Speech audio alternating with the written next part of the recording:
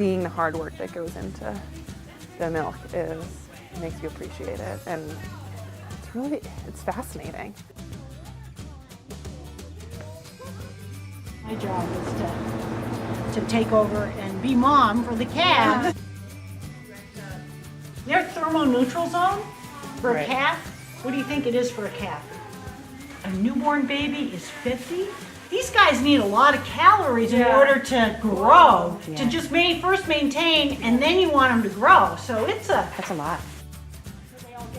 I knew that different cows have different milk fats, and so different types of cows have milk that's better for different things, whether it's drinking milk or cheese versus ice cream, etc. The world's a better place when people find their niche that they're passionate about, and I think it's wonderful to see how much she loves what she does and how much she can talk about it and learn from her. And it's more fun to learn from someone who cares about what they do. And I'm sure her cows are doing better because she cares so much about what she does.